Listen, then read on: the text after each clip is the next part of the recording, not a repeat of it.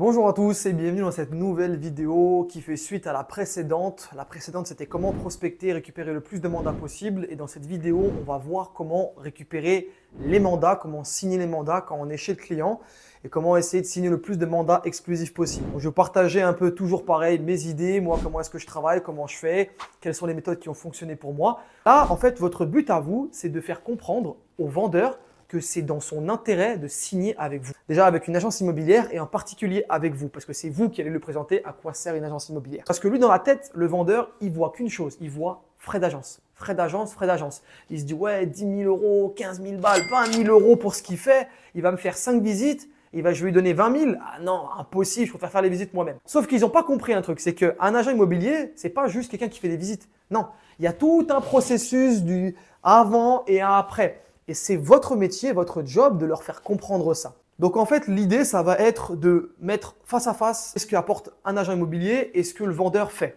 Le vendeur, déjà, je l'ai dit dans une précédente vidéo, un vendeur, il met que sur un seul site, sur Le Bon Coin. Et il peut mettre sur PAP, aussi c'est un deuxième site. Il y a plus de gens sur Le Bon Coin. Donc il met son site sur Le Bon Coin. Il peut mettre que 3 photos maximum. Et s'il veut mettre plus de photos, il doit payer. C'est généralement pas un photographe. Donc les photos qu'il fait, elles sont pas géniales. Elles sont souvent mal cadrées, etc., etc. Il n'y a pas forcément de luminosité. Donc vous, déjà, vous apportez votre expertise et votre professionnalisme. Donc vous avez un photographe professionnel. Ça, c'est bien d'en avoir un, soit personnel, soit avec votre agence. Ou si jamais vous êtes capable de faire de très belles photos, il faut vraiment que vous soyez capable de faire de belles photos, vous ayez un beau téléphone pour voilà, déjà vous différencier entre vous et le vendeur. Ensuite, la diffusion.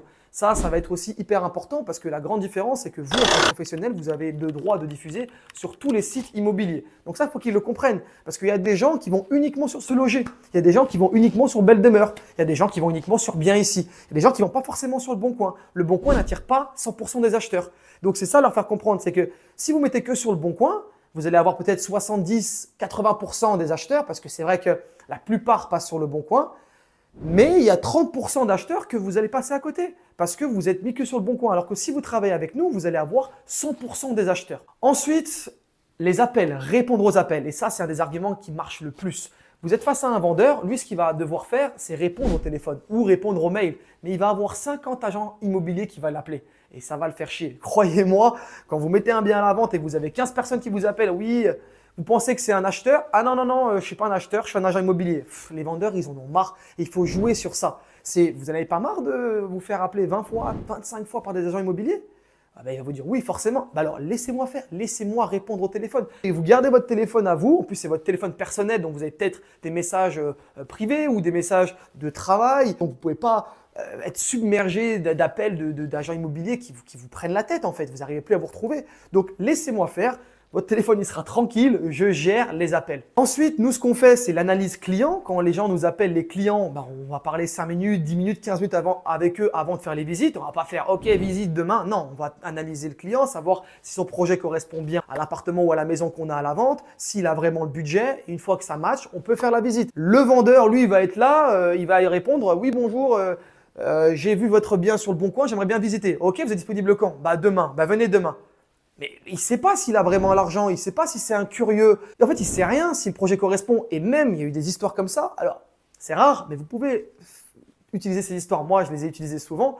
Il y a eu des cambriolages. Il y a eu des histoires de les gens faisaient semblant de faire des visites immobilières pour arriver, repérer les lieux. Et après, un jour, ils ne sont pas là, boum, ils viennent, ils cambriolent. Et ça, c'est réel. C'est arrivé souvent. Donc ça, vous pouvez jouer de ça. Ça peut aussi les protéger parce que ça peut toujours arriver. Et donc, vous pouvez dire ça à vos clients. Vous êtes là, vous savez que le client, c'est pas un curieux, c'est un vrai client potentiel. Ensuite, les visites. Vous, un professionnel qui savait comment faire des visites, comparé à un vendeur qui veut juste être classique en mode oui, nanana. Et puis souvent, les vendeurs, ils savent pas faire des visites. Ils ouvrent des placards, ils montrent des détails, ils parlent de ça, alors que les acheteurs, ils en ont rien à faire. La première visite, c'est le gros. C'est les pièces, les volumes, l'état aussi un peu, rénovation par rénovation, l'emplacement. La deuxième visite, là, elle est plus technique, elle est plus en détail. Là, on va, oui, voir les détails, les placards, les nananas, enfin bref. Et ça, les vendeurs, des fois, ils le savent pas. Et je l'ai dit dans une précédente vidéo, toutes les étapes pour faire une visite, c'est du boulot. Il y a tout un travail à faire que le vendeur n'est pas capable de faire. Et ça, c'est à vous de lui faire comprendre. Ensuite, la négociation. Inciter le client à faire des offres. Je l'en parle aussi justement dans une autre vidéo. Les convaincre de faire des propositions d'achat parce que si c'est un vendeur, qu'est-ce qu'il va faire? Le vendeur, il va dire, il va la raccompagner à la porte. Je vais réfléchir. Ok, tenez-moi au courant, merci, au revoir. Et le client, l'acheteur, il va faire 30 visites à côté, il va peut-être oublier le bien. Et non, nous, on est là, on fait un vrai suivi. Donc déjà, on va essayer de les inciter à faire une proposition d'achat en disant qu'on a d'autres clients qui sont venus. Faites attention, dépêchez-vous, c'est un bien d'exception. On va leur reparler du bien, on a ça comme avantage, on a ça, on a ça, on a ça. Voilà. Et en plus de ça, derrière, on va les suivre, on va les rappeler au bout de 2 jours, 3 jours. Alors, est-ce que vous avez des questions? Est-ce que vous voulez le revoir? Est-ce qu'un vendeur, il va jamais rappeler un client? À part s'il en a eu 1 ou 2 à la rigueur, mais s'il en a eu 10, il ne va pas aller rappeler les 10. Et puis très important aussi pour le client, le vendeur, lui qui travaille, il n'a pas le temps de faire ces visites-là. Imaginez-vous qu'il a une dizaine d'appels, une dizaine de personnes qui viennent visiter. Mais comment il fait? Il travaille de 9 h à 18 h, ça veut dire 19 h, 20 h. Une visite, ça dure en moyenne une demi-heure, 45 minutes. Ça va dépendre de la taille du bien, ça peut même durer 1 heure. Vous imaginez, tous les soirs de la semaine, pendant 1 semaine, 2 semaines, 3 semaines, il est obligé de faire que des visites, mais il profite quand de sa famille? S'il a des enfants, quand est-ce qu'il les fait manger? S'il travaille le soir, s'il a des jours de congé, ok, mais s'il travaille le samedi, il ne travaille pas le samedi et le dimanche, tous ces jours de congé, il va les passer à faire des visites. Attends, il n'en peut plus. Et bon, toujours dire la même chose, c'est pas son métier en fait. Nous, c'est notre job. Donc on le fait, on prend du plaisir à le faire. Le vendeur, au bout de la 5e, 6e, 7e, il en aura marre. Donc c'est ça aussi lui faire comprendre que moi, je m'occupe de faire les visites pendant que vous n'êtes pas là. Et quand vous rentrez, personne ne vient chez vous. Vous profitez de vos jours de congé, vous profitez du soir après votre travail. Et moi, je fais les visites quand vous n'êtes pas là. Comme ça ne vous dérange pas. Et là, il est content. Le vendeur, il dit, bon, ouais, c'est vrai. C'est quand même mieux. Ensuite, donc nous, on a aussi l'analyse du client. Je l'avais dit au début, mais après, une fois qu'on a l'offre d'achat, on peut analyser beaucoup plus en détail, avoir un vrai accord de principe de la banque, demander, s'intéresser. Et puis aussi, on peut avoir un courtier qui travaille avec nous dans l'agence. Donc, on peut s'intéresser au dossier. Et puis, nous, on a plus d'expérience. Donc, on sait s'il gagne tant, s'il a tant de charges, quel est son taux d'endettement, quel est son apport, savoir s'il a le budget ou pas. Si on a un courtier en interne, c'est magnifique, c'est parfait. On peut vraiment analyser. Ou si on n'a pas de courtier, on peut analyser nous-mêmes selon l'apport, etc. qu'il a le client. Et puis aussi, demander un accord de principe de la banque. Le vendeur, des fois, est un peu gêné de poser ces questions-là. Et donc, il ne peut pas savoir jusqu'au compromis. Et des fois, il signe le compromis. Et il voit au bout de 2 mois, ah bah non, désolé, j'ai pas pu avoir le prêt. Le vendeur, il est là et dit merde, j'ai perdu 2 mois, j'ai perdu 3 mois. Nous, notre rôle d'agent immobilier, c'est on va au compromis si on est sûr que l'acheteur a l'argent, a le budget, que la banque le suit. Surtout en ce moment où les taux sont à 3 ou 4%. On ne va pas signer de compromis avec n'importe qui. Avoir des offres, c'est bien, mais on analyse le client pour savoir s'il a vraiment le budget. Et ça va rassurer le vendeur et surtout, ça va lui éviter de perdre du temps. Ensuite, on a l'organisation du compromis et de l'acte de vente chez le notaire. Donc, c'est nous qui allons réunir tous les documents nécessaires. C'est nous qui allons nous occuper de prendre les rendez-vous chez le notaire. Tout ça, ça prend du temps. Il y a tous les documents sur le bien à récupérer, les titres de propriété, les diagnostics, tout ce qui est en rapport avec le syndic, etc. Donc tout ça, c'est du temps, il faut le récupérer, il faut les envoyer. Tout ça, encore une fois, si c'est le vendeur qui le fait, il va prendre du temps. En plus de son travail, etc., ça peut être embêtant. En plus de ça, il faut qu'il réceptionne des fois souvent les appels de l'acheteur. Donc ça veut dire parler avec lui, des fois il est occupé. Vous voyez ce que je veux dire? Le but, ça va être un peu de le dégoûter, entre guillemets, de faire tout ce travail et qu'il comprenne que c'est pas juste un agent immobilier à faire des visites. Non, il doit tout faire ce travail à sa place. Lui, il est dans son canapé, il bouge pas. Il signe le mandat, il attend qu'on ait une offre d'achat. Une fois qu'on a, il est d'accord si le prix lui correspond, il signe l'offre d'achat. Ensuite, il attend, il a rendez-vous le 25 chez le notaire, il se présente chez le notaire, il signe, il retourne une deuxième fois chez le notaire et fini. Voilà, pour lui c'est ça, 4 rendez-vous, et il s'est occupé de rien, à part de ranger sa maison pour les visites. Donc, c'est ça en fait qu'il faut leur faire comprendre, c'est que c'est du travail, c'est faciliter leur travail, les délais, l'effort, les sacrifices qu'ils doivent faire. Et tout ça, c'est à vous de leur montrer pour les convaincre de travailler avec vous. Ensuite, comment convaincre d'être le seul vendeur en exclusivité? En fait, ça va être simple, c'est pareil, le même processus, c'est toujours de les dégoûter, entre guillemets, de travailler avec les autres. Et tout ça, c'est avec des vraies raisons. Ce n'est pas de la manipulation, c'est réel. C'est-à-dire que si aujourd'hui un bien, il est sur 3 agences, 4 agences, il est sur tous les sites immobiliers, quand vous êtes acheteur et que vous allez sur Le Bon Coin et que vous voyez 3 ou 4 fois le même bien avec des photos différentes, certains sont jolis, certains sont moins bien, et même des fois à des prix différents, ça c'est encore le pire, qu'est-ce que vous vous dites? Vous vous dites, lui, il est en galère. Ce vendeur-là, il galère, il a envie de vendre. C'est pour ça qu'il a pris 4 agences immobilières, il n'en peut plus. Donc vous allez arriver, si vous êtes intéressé, déjà même en tant qu'acheteur, quand vous voyez qu'il y a 3 ou 4 fois le même bien, ça ne vous donne même pas forcément envie d'y aller. Il doit forcément avoir un truc qui cloche. Et donc ça, les vendeurs, ils doivent le comprendre. C'est pas bon pour eux d'avoir 3 ou 4 agences. À l'époque, ça valait le coup parce qu'il n'y avait pas Internet. où ça marchait moins. Donc avoir 3 ou 4 agences, c'était profiter du réseau de 3 ou 4 agences. Aujourd'hui, il n'y a plus de ça. Aujourd'hui, les acheteurs, ils sont tous sur Internet. Donc avoir une agence qui diffuse très bien sur Le Bon Coin, Se Loger, tous les sites qui existent, ça suffit. En plus de ça, pour le vendeur, il a un seul interlocuteur, ça lui évite d'avoir 3 ou 4 agents immobiliers à répondre. Voilà, il a une seule personne qui s'occupe de son bien immobilier, il a confiance en lui, point. Et en plus de ça, en tant qu'agent immobilier, vous, quand vous allez avoir des clients, vous pouvez gérer tous les clients qui arrivent. Parce que s'il y a 3 ou 4 agents qui gèrent le même bien, bon, bah, il y a lui qui a ses acheteurs, lui qui a ses acheteurs, lui qui a ses acheteurs.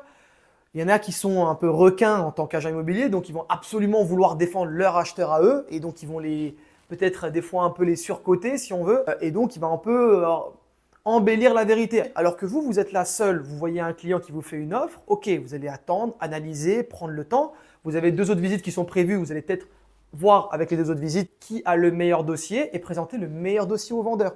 Alors que si c'est 3-4 agents immobiliers, il y en a un qui a une offre, il va tout faire pour faire passer son offre parce qu'il sait qu'il y a d'autres agents immobiliers qui vont s'occuper du bien. Donc, il va tout faire pour faire accepter son offre. Donc, pour le vendeur, c'est toujours mieux d'avoir une seule personne, un seul agent immobilier qui s'occupe de tous les clients et prendre le temps d'analyser. Et en plus de ça, vous, en tant qu'agent immobilier, vous pouvez leur dire aussi, c'est un argument qui peut marcher. Moi, si vous travaillez avec moi en exclusivité, je suis prêt à faire un effort sur ma commission. Normalement, je suis à 6%. Avec vous, je peux être à 5%. Vous pouvez même descendre à 4% si vous donnez l'exclusivité complète. Donc voilà, tout ça, c'est des arguments que vous pouvez donner à votre vendeur pour le convaincre de vous confier le mandat. Si vraiment vous voyez que c'est compliqué, il a un peu peur de l'exclusivité, il dit « ouais, mais bon, je sais pas, j'ai quand même envie de vendre de mon côté, etc. » Au pire, il a semi-exclusivité. D'accord? Donc, c'est le seul professionnel, mais le vendeur peut être aussi sur Le Bon Coin. À la rigueur, ça va, on prend. Mais le but, c'est en exclusivité, que personne ne met son bien à la vente. Et pour toutes les raisons que je vous ai citées au début, convaincre le vendeur de ne pas mettre son bien sur Le Bon Coin parce que ça va plus lui desservir qu'autre chose et lui faire perdre du temps, de l'énergie, répondre au téléphone, etc. etc. Et si vraiment il n'est pas convaincu, vous pouvez toujours lui dire, écoutez, on fait un test pendant 3 mois. On essaie pendant 3 mois. Si vraiment ça ne fonctionne pas, on arrête. Vous pouvez aller voir les autres agences, etc. On teste pendant 3 mois. Normalement, ça me laissera le temps suffisant. Et en plus de ça, vous arrivez à la fin, vous lui dites, voilà, vous êtes le seul agent immobilier, vous arrivez devant lui, vous êtes motivé, vous êtes dynamique, vous êtes payé uniquement à la commission. Ça, c'est important de leur faire comprendre. Vous êtes là, vous n'êtes pas payé. Quand vous êtes devant lui, vous gagnez rien. Vous faites des visites, vous gagnez rien. Vous payez de l'essence, donc ça vous coûte de l'argent. Votre but, c'est de vendre. Ce n'est pas parce que vous allez récupérer 50 mandats que vous allez gagner de l'argent. Pas du tout. Et puis, il y a des agents immobiliers, vous pouvez leur dire ça à vos vendeurs. Oui, il y a des agents immobiliers qui vont récupérer de l'argent quand ils récupèrent des mandats. Eux, ce qui les intéresse, c'est récupérer des mandats.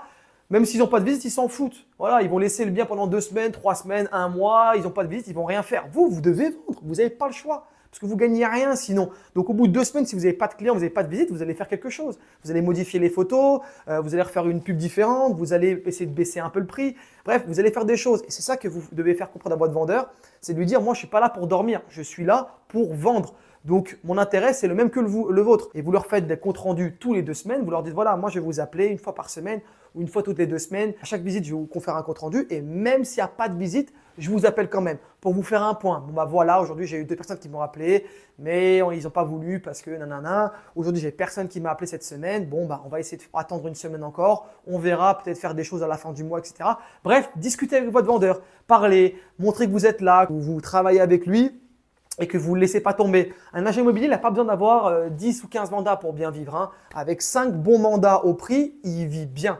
Donc vaut mieux avoir 5-6 mandats exclusifs au prix et vous occuper très bien de ces mandats-là, plutôt qu'en avoir une dizaine ou une quinzaine, être perdu et puis pas rappeler vos vendeurs. Et puis voilà, après si vous arrivez à avoir 15 mandats et bien vous en occuper, prenez aussi les 15 mandats. Mais voilà, le but, c'est vraiment de vous occuper de vos clients, qui vous fassent confiance et que vous fassiez du bon travail en analysant les clients, en faisant des bonnes visites et leur faire comprendre que c'est un intérêt pour eux de travailler avec vous. Donc, si vous utilisez tout ça et que le client arrive à vous faire confiance, normalement, vous allez récupérer des mandats, vous allez récupérer des exclusivités, je l'espère, et puis vous allez faire un maximum de ventes. Pardon d'interrompre la vidéo, je prends 30 secondes pour parler à toutes les personnes qui souhaiteraient avoir un coaching personnalisé avec moi. N'hésitez pas à vous rendre en description et à réserver un appel de 30 minutes ou d'1 heure. On va pouvoir parler de vos objectifs, de vos problématiques et je vais pouvoir répondre à toutes vos questions et vous conseiller et vous aider de manière individuelle. Tout est en description. Je vous laisse reprendre la vidéo. Ciao. Je vous souhaite à tous une bonne soirée. Faites le plus de ventes possible. N'hésitez pas à mettre des commentaires.